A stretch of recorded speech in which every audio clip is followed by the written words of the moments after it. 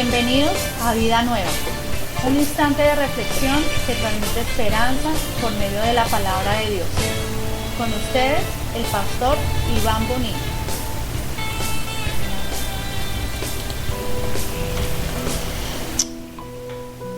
Hola mis amigos y amigas de todo Latinoamérica y el mundo entero, Dios les bendiga una vez más. Con ustedes su pastor y amigo Iván Bonilla para compartir un momento de reflexión, unos minutos para compartir la palabra de Dios en este día. Hoy quiero comentarles algo de mi experiencia. Yo nací en una familia de tradición católica, como todos los amigos y conocidos de aquella época. Nací, crecí, fui formado en una iglesia, en una familia católica, apostólica y romana. A la edad muy temprana, de menos de un año, fui bautizado en la tradición. Hice mi primera comunión a los 9 años y esa era mi máxima experiencia con Dios. Crecer en la vida católica, en la familia católica. Cuando pasé del colegio, de la primaria a la secundaria, mi madre me ingresó a un colegio católico en la ciudad de Tunja y allí estudié los primeros años de la secundaria, del bachillerato. Y aunque estaba en un colegio católico, las conversaciones estaban más dirigidas hacia la filosofía, la ética y la formación de una moral humanista. Mi relación con Dios se limitaba a una ceremonia religiosa, una misa de la cual participábamos cada 8 días en aquel colegio, y crecí totalmente convencido de que Dios era un ser que se encontraba en el cielo y que nos había abandonado en esta tierra a todos nosotros, que de muy vez en cuando veía yo a mis tías o a mis tíos en un funeral orándole a ese Dios que para mí era totalmente desconocido. Cuando fui creciendo, entré a la universidad. Realmente no tenía una relación con Dios, no sabía quién era Dios. Mi idea de un ser superior estaba basada más en lo que podía experimentar a diario por medio de imágenes o la gente que veía rezando, entrando a las iglesias. Pero hubo algo que me marcó en la vida, y fue que conocí a la mujer que hoy en día es mi esposa, y ella era supremamente devota de la Virgen. Su familia era católica practicante, la gran mayoría. Era gente que hacía los rituales religiosos todas las semanas, diferente a mi familia, que aunque éramos católicos, todos vivíamos muy aislados de Dios. Por el contrario, ella sí hacía novenas, iba a misa todos los domingos. Entonces, cuando la conocí a ella, empecé a tener una relación más cercana con la religión, con el catolicismo. Pero un día tomamos la decisión de compartir nuestras vidas juntos. Nos fuimos a vivir, y luego de algunos años terminando la universidad, poco antes de graduarme de la universidad, tuve una crisis espiritual, le llamo yo. Empecé a cuestionarme de qué servían los estudios, para qué habíamos venido a esta tierra, por qué tanto trabajar y trabajar y trabajar y no poder ver resultados distintos a los que los ricos, cada vez más ricos, la gente pobre condenada a vivir pobre, y una clase media condenada a trabajar con la aspiración de algún día pasar de un estrato 3 a un estrato 5 y 6. Estudiaba economía, me había vuelto un tipo muy reflexivo, muy analítico, no comía entero, y hubo una crisis en mí. Empecé a tener un vacío en mi vida, aún en mi relación de pareja. y tuvimos una crisis con mi esposa y ella me invitó a que buscáramos de Dios en la manera en que ella lo conocía. Empezamos a practicar novenas, empezamos a visitar iglesias, íbamos y llevábamos veladoras, quemábamos incienso a las imágenes, nos inclinábamos, las venerábamos, pero yo no veía ningún cambio, no sentía que algo pasara distinto en mi vida.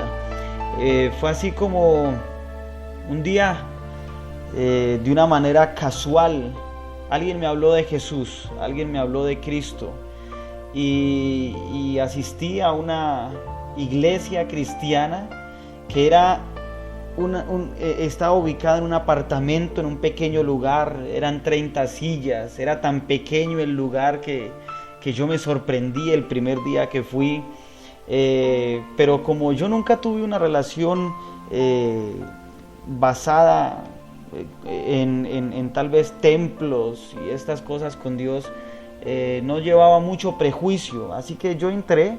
Ese día me presentaron a Jesús, ese día conocí la Biblia, empecé a estudiarla.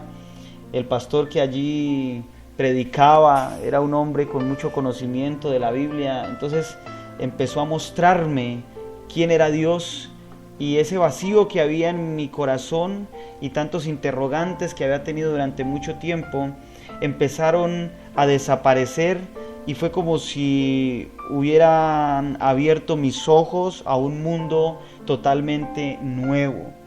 En ese conocer de Dios, un día el Señor me permitió ir al libro de Isaías, al libro del profeta Isaías, un varón de Dios que me apasionó en los primeros meses y años de conversión al cristianismo, y me encontré en el capítulo 43 con algo que redarguyó mi corazón, que transformó mi vida y que al día de hoy sigue transformando personas en mi familia y a muchos amigos míos.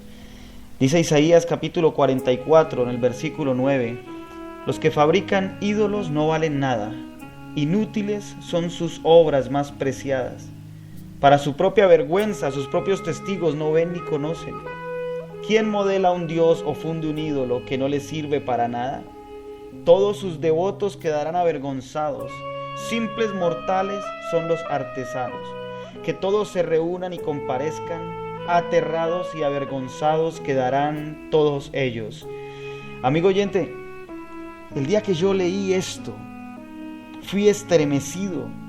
Durante 24 años de mi vida, yo creía que Dios se limitaba a ser representado por imágenes, por estatuas, por camándulas, por tantas cosas que utiliza el hombre hoy en día para buscar a Dios.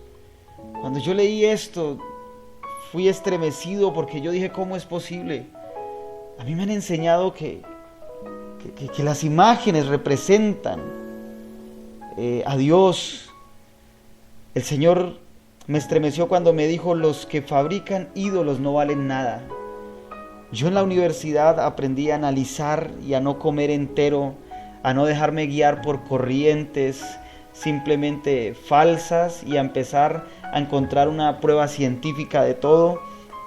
Pero esto me estremeció. Decía: los que fabrican ídolos no valen nada. ¿Cuántas veces no reflexioné que esas imágenes, que esos ídolos que estaban en los templos no eran más que obras de artesanos humanos, que no tienen poder? Dice el Señor en el versículo 10: ¿quién modela un dios o funde un ídolo que no les sirve para nada? Tienen ojos pero no ven, tienen oídos pero no oyen. Y en algún momento mi esposa me dijo: mira, es que ellos no son Dios, simplemente los usamos para recordar que hay un Dios. Pero aquí el Señor dice: todos sus devotos quedarán avergonzados. Simples mortales son los artesanos. Que todos se reúnan y comparezcan. Aterrados y avergonzados quedarán todos ellos. Esto había roto por completo lo que era Dios para mí. Dios no se manifestaba mediante una imagen ni mediante un ídolo. Entonces, ¿cómo podría encontrar yo a Dios? ¿Cómo podría tener un verdadero encuentro con Dios? El versículo 18 de Isaías 43 dice: no saben nada, no entienden nada, sus ojos están velados y no ven, su mente está cerrada y no entienden, les falta conocimiento y entendimiento. No se ponen a pensar ni a decir: usé la mitad para combustible, incluso horneé pan sobre las brasas, asé carne y la comí, y haré algo abominable con lo que queda de la madera. Me postraré ante un pedazo de madera. Se alimentan de cenizas, se dejan engañar por su iluso corazón, no pueden salvarse a sí mismos ni decir: lo que tengo en mi diestra es una mentira. Dios me estaba llamando necio, tonto, falto de conocimiento y entendimiento. Un hombre que había ido a la universidad y que había adquirido unos conocimientos, ahora Dios decía que yo no era más que un ignorante. ¿Por qué?